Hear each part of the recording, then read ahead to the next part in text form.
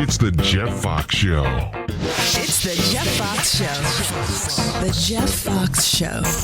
I'm very excited about this interview today on the Jeff Foxx Radio Show online because everybody know I'm a guitar player, bass player, but I'm talking to a real guitar player right here. It's Kevin Robinson. Hey, Kevin. Hey, what's up, Jeff? So nice to meet you. Same here, bro. Same here. You've got quite a journey to tell the folks about as a live musician in the New York City area.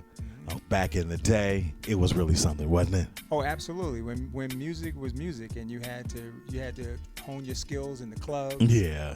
Back in the day, you had to be a player. Well, let's start from the beginning. Where you from?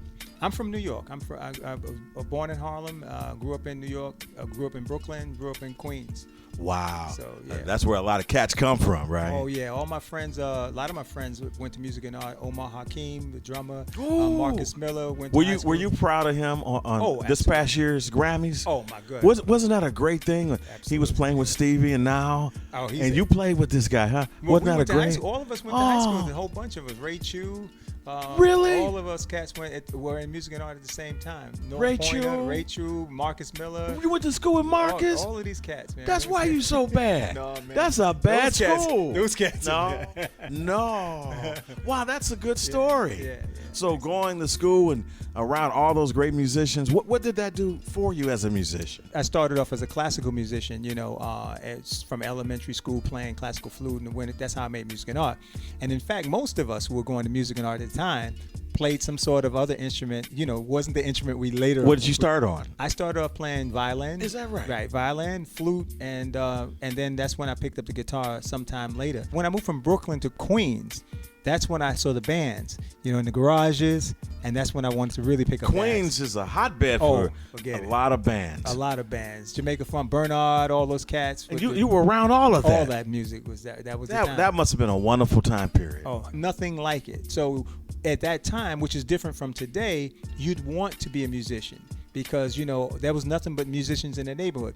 In fact, I tell you a funny story. One of my friends I used to play basketball with, he told me, I heard this young guy, he's got a new record out. I said, well, let me hear it. So the guy comes over, brings the record with him, and puts this little guy on who was sitting on top of a horse. Turned out to be Prince. And the rest is history. Yeah, and I was like, so that's the kind of stuff. Guys were bringing new music, telling you about new stuff that was coming out. It was a different, totally different period. Why guitar? My father used to sing, and it was one of the instruments. My father was singing on CBS Records, hung out with Sly and all those cats. And so your dad was a singer? Yeah, my father was a singer. So you grew up in a musical family? Exactly. So my father hung out with Sly, Larry Graham, and all those cats. Really? Absolutely. And they, took me to the studio to see when I was a real little guy. Took me to see them recording Sing a Simple Song and all those songs. Hold like that. on, Kevin. Yeah. This is Kevin Robinson. Everybody dropping all kind of science. You were in the studio. Oh yeah. When Sly and the Family Stone lay down. Sing a Simple Song. Are you serious? Yeah. For those of you who don't remember that, let me rock it for you. Just a little bit right now.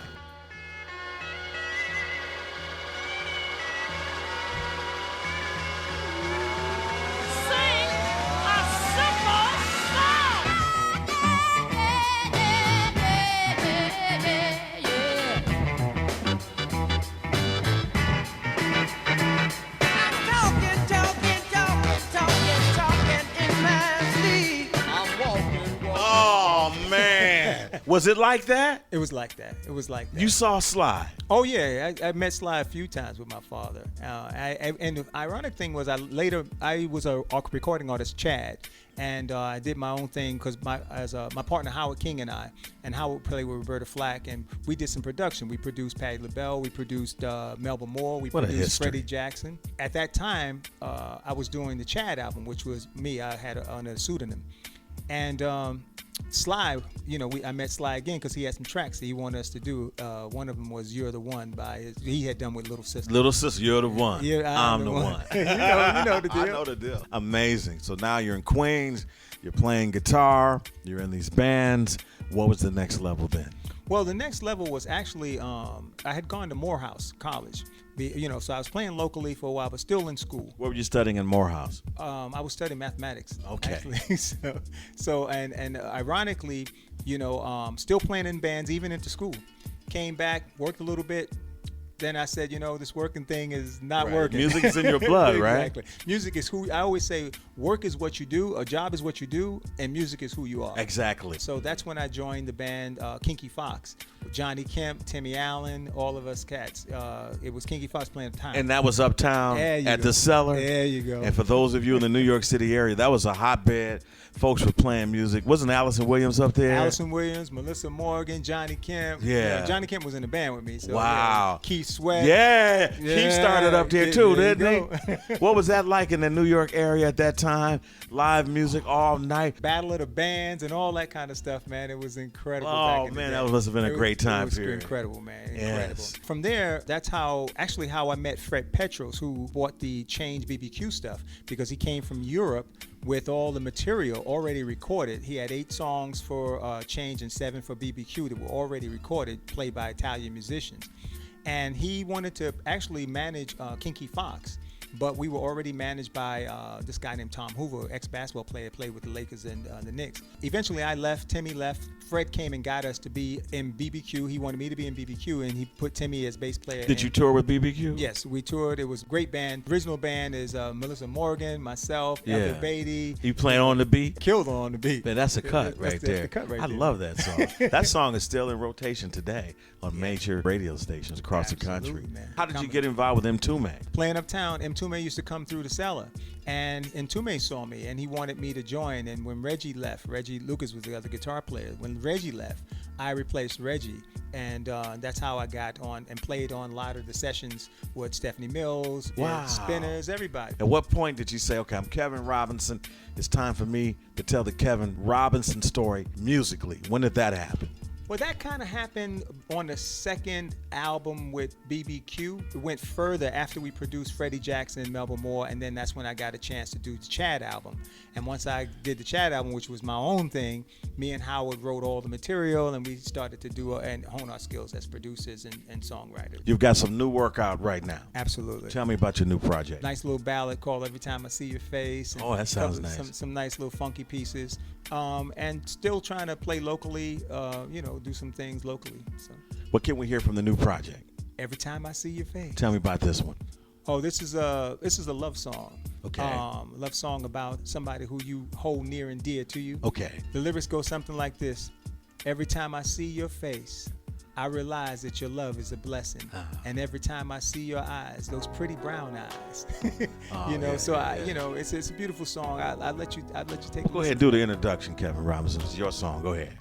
You got it. This is Every Time I See Your Face. It goes out to everybody who has somebody near and dear to them.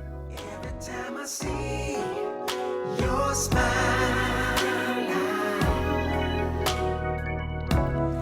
every time I see your face, every time I see your eyes, pretty brown eyes, every time I taste your lips.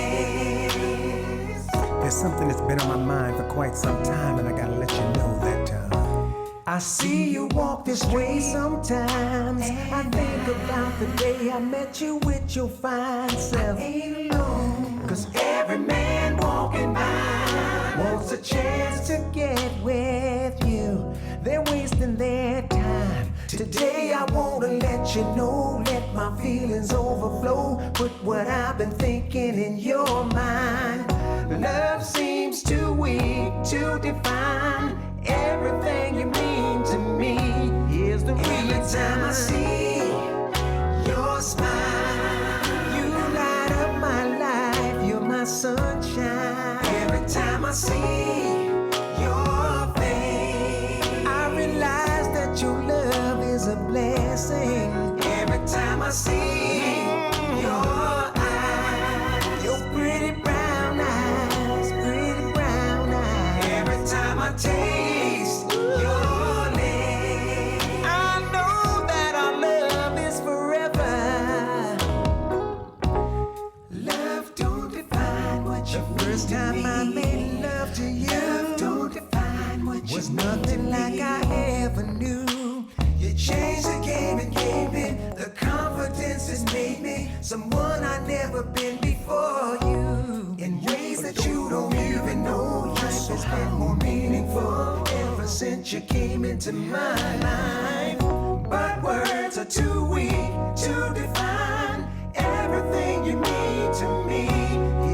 Every time I see your smile, you light up my life, you're my sunshine. Every time I see your face, I realize that your love is a blessing. Every time I see your eyes, your pretty brown eyes, your pretty brown eyes.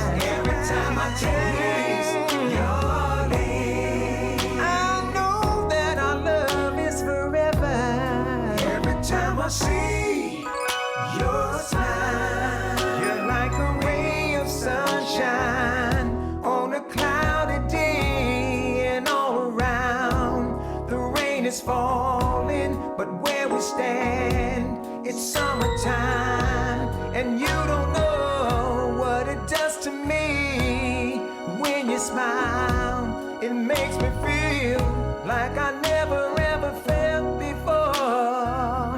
And those pretty brown eyes, every time I see your smile, you light up my life, you're my sunshine. Every time I see your face, I realize that your love is a blessing. Every time I see your eyes, your pretty brown eyes. Every time I taste your lips, I know that this love is forever. Every time I see your smile, every time I see your face, every time I see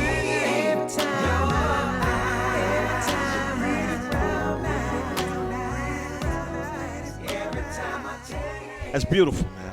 When you play your music and you hear your music and it goes out to the world, what does that feel like to you, Kevin Robinson? They said matter cannot be created nor destroyed. I remember studying mathematics and science and hearing that. And music is the only thing that, to me, it came from nothing. You had a blank piece of paper and nothing. Right. And then when you're finished, you have this song, It's the a body lyrics, of work. It's and energy. Exactly. It It's exists. energy. People love the music. How do we get in contact with you? How do we get this music? Kevin Robinson, Facebook.com, and I'll be selling it online. So, Now, will we be seeing you put together your own unit, playing your music live anytime soon? Yeah, I'm trying to do some things locally. We're also trying to get back over. Actually, we really want to try to get back over to Europe and do some, because there's a lot of work for us with BBQ over in Europe. So we're trying to do that. That's wonderful, man. Yeah. It's been just an unbelievable pleasure to talk to you. Same here, We Jeff. didn't even scratch the surface, so it means Same you here, got to Jeff. come back, okay? Thank Because you, Jeff. I just love the history of the way it was then as a live musician, loving live music, to what you're doing now. It's just growing and getting better, and it's another chapter. That's right. In the musical life of Kevin Robinson. Thank you, Jeff. Thank Today on the Jeff Foxx Radio Show Online. Thanking all the best. you. You got it. Same to you. The Jeff Foxx Show.